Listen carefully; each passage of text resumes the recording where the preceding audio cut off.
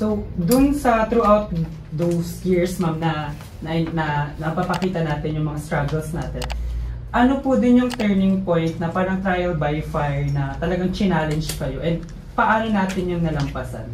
And kung dun sa paano natin siya lagpasan, ano po yung coping mechanism natin na para kahit paano mag-loosen up yung ganong challenges na na-encounter po natin?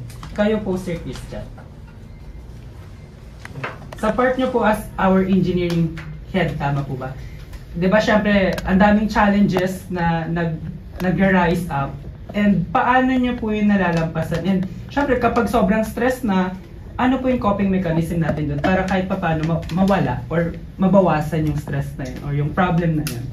Ayun, siguro yung pinaka-memorable o yung pinaka-worst or ano, na-stress ako, challenging sa akin na project is yung project. Kasi ano yung tanda ko pa nung nasa kotse ako, tumawag si Sir Looney ng gabi.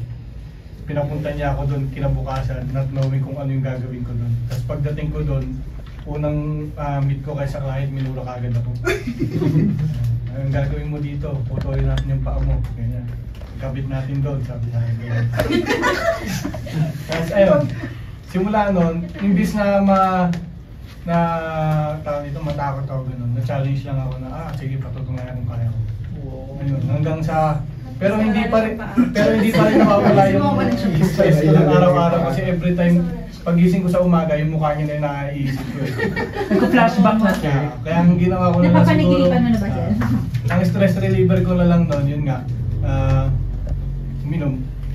Tapos mag-swimming yan. Kasi ano yun eh, malapit sa dagat, tapos may resort. Kaya, ayun, kasi ang ginagawa ko lagi pagka na-stress ako, naghanap lang ako ng way na parang malibang ako, like for example, mamasyal sa mall, gano'n, parang makakita ng ibang lugar, ibang tao. Kayo naman po, Ma'am Joda. Apat kasi naman. Ma'am Joda. Sa HR. Sa HR department, ma'am. In what way po? Yung year na to, Especially sa yung year na to yung sobrang naging challenging para sa akin. Kasi sunod-sunod yung problem sa department. Tapos yun, merong isang kasama din sa department na nag-resign. So, though bumalik naman, so yun yung part na sobrang hirap kasi hindi namin alam kung paano itataguyod yung yung department na ilan lang kami doon. Then, yung naging namin doon, nag-promise kaming lahat doon sa department na every month dapat lumabas kami. Parang yun yung maging bonding namin na ito yung magkakasama kami, yan, every 15 dapat meron tayong isang specific na restaurant na dapat kainin. Wow. So,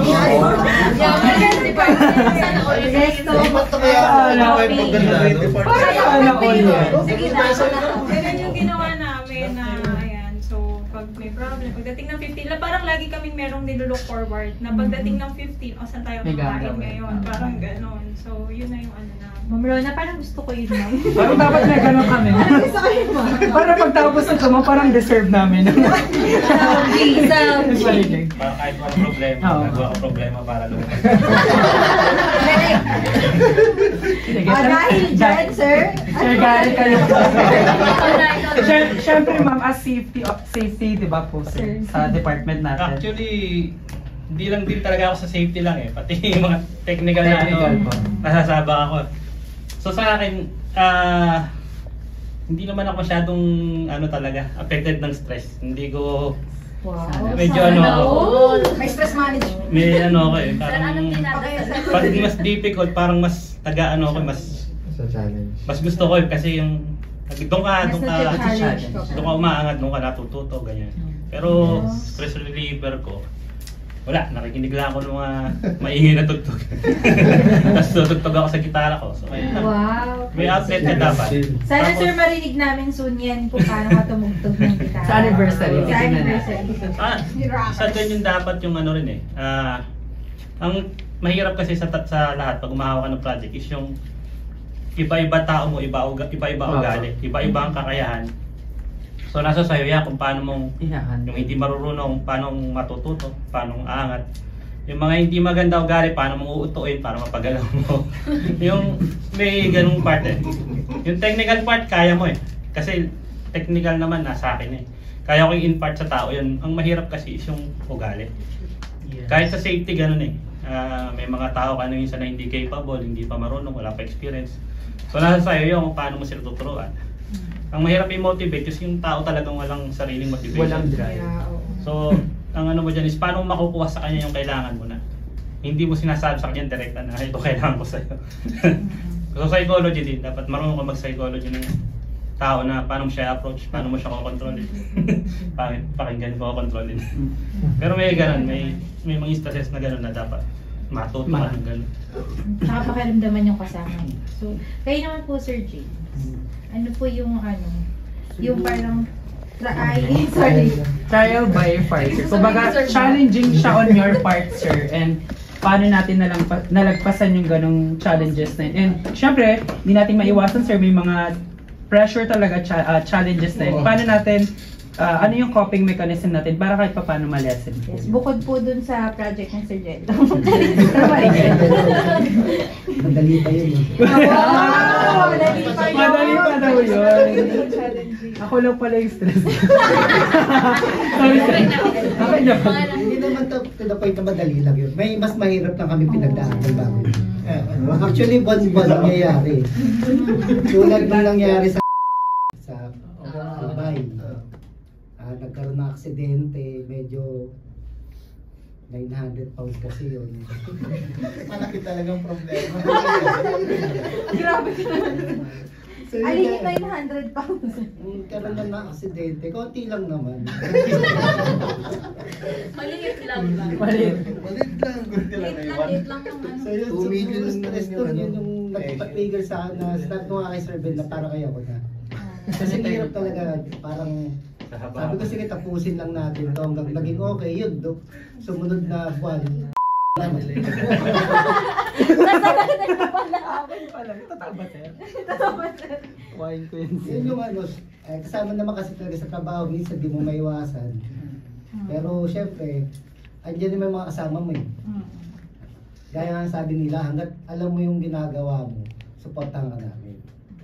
Meron nga lang hindi siguro talagang, di mo maiwasan minsan yung aksidente. Pero pwede mo kasi talaga iwasan.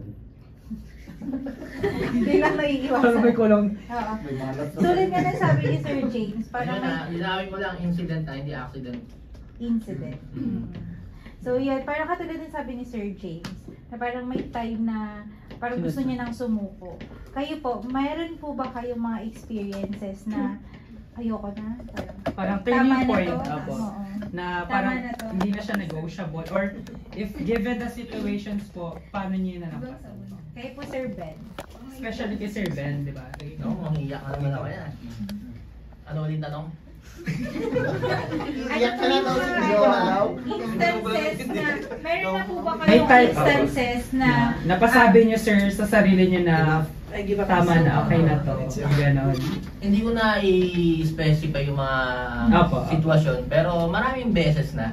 Pero lagi ko na lang pumapasok sa isip ko na parang hindi naman yun dapat yung maging dahilan para sumuko. Kasi ang dami ko nang pinagdaanan sa company na mas mabigat pa ron. Parang mas marami pang mas mabigat ako pinagdadaanan dati, pero nasusurvive naman. Kasi sa akin kasi kumbaga iniisip ko na part of learning process. Oo. Kasi pag napagod ka, minga lang. Oo. Totoo naman. Tapos trabaho na ulit. Opo. Kasi the way kung paano mo lang naman i-manage yung stress mo. Kasi hindi lang naman sa trabaho ang stress natin eh. May mga personal tayong problema. Kumbaga siguro payo ko na lang din sa inyo na hindi lang naman doon sa based sa naging experience ko. Pag napagod ka, huwag ka pumasok bukas. Di ba?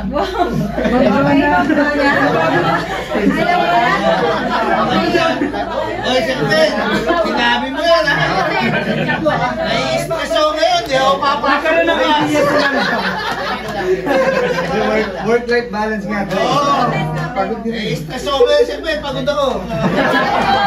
Araw-araw ako stress, every other day, pwede after. Pero ano daw sabi ni Ma'am Jo? Then, so, ano lang naman yun, to make the conversation like.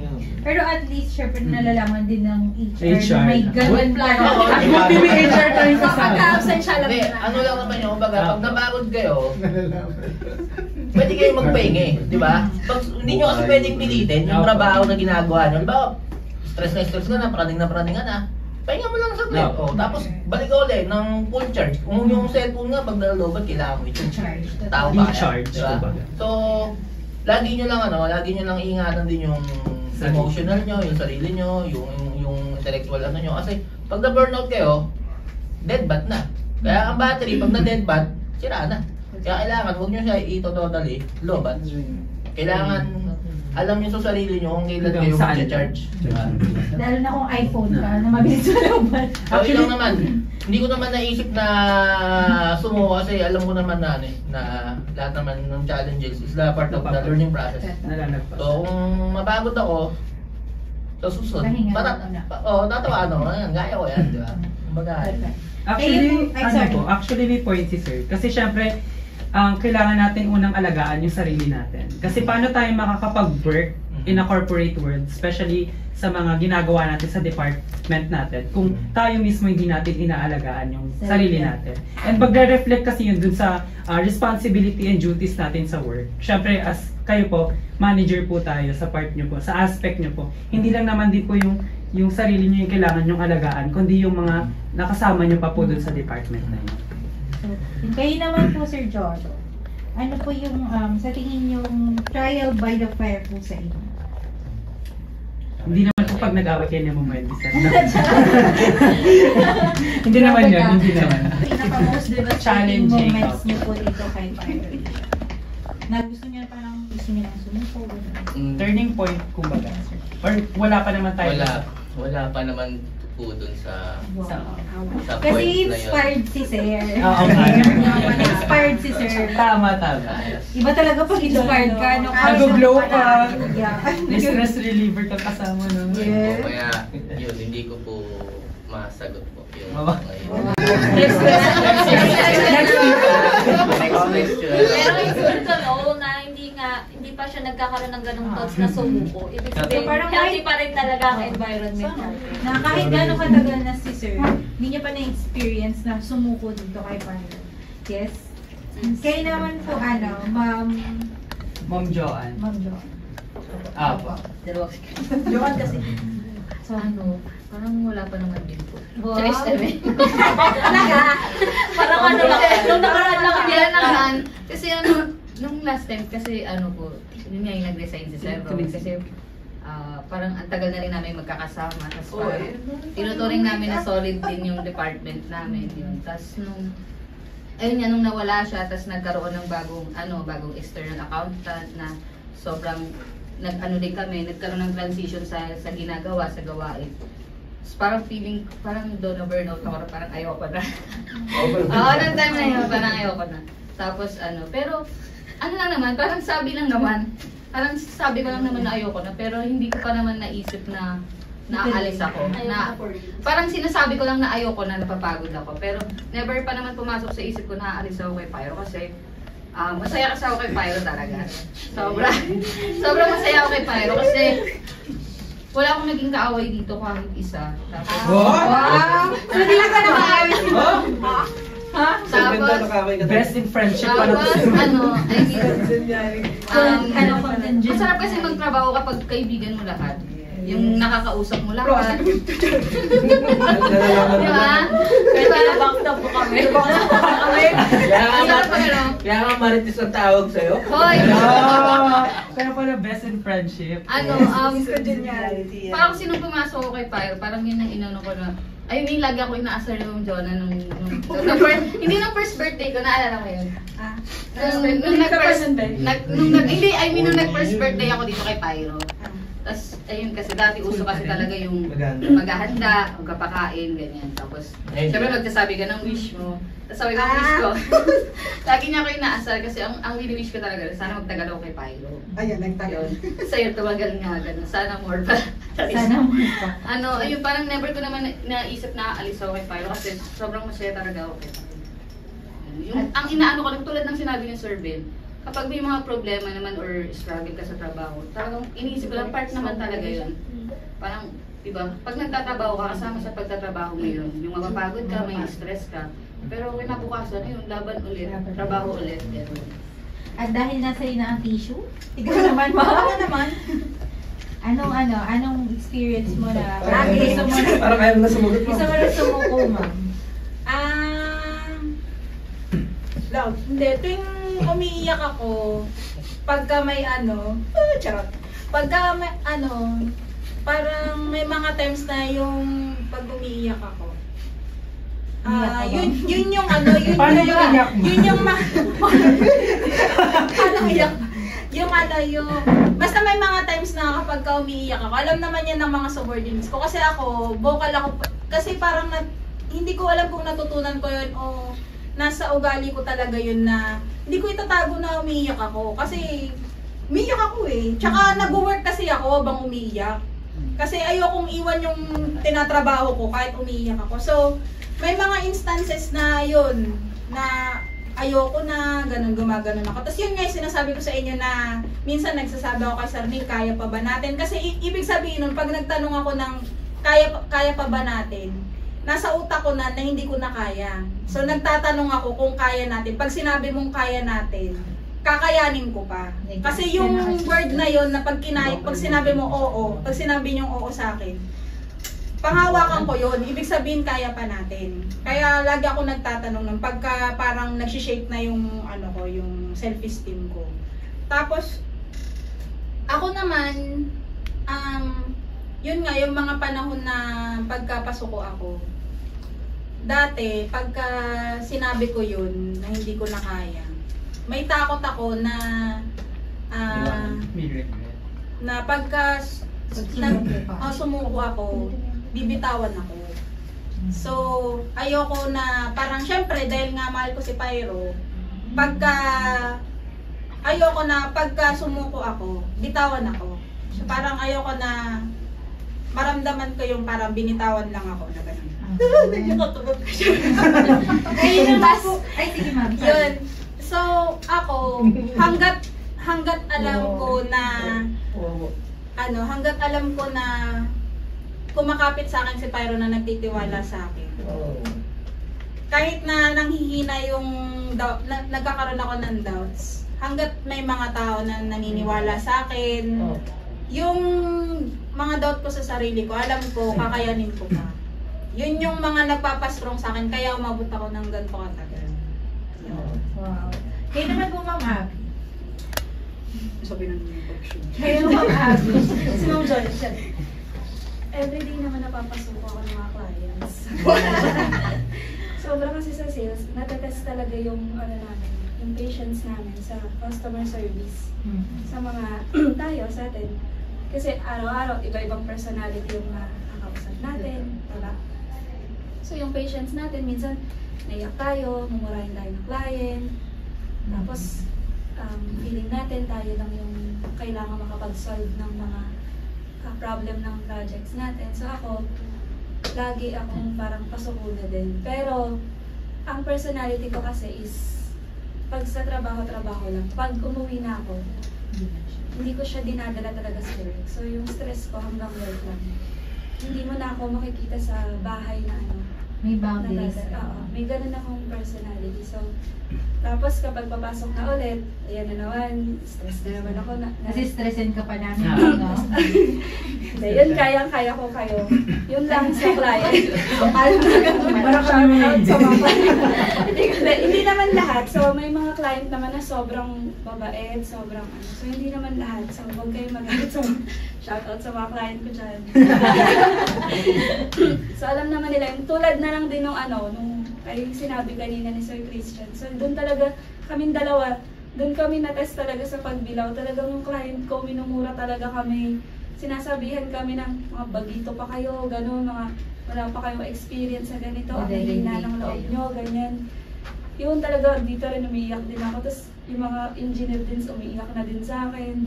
Talagang sabi ko, paano ba? Hindi naman sila umiiyak, kaya lang talagang stress sobra, talagang hindi ko na din alam. Pero yun nga, lagi na, nakasanayan ko na rin yun. And kayang-kaya na, kaya pa rin hanggang ngayon.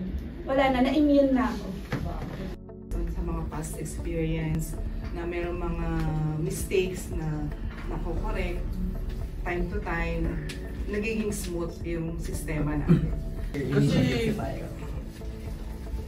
gumawa siya ng paraan nga para mapalago yung yung company.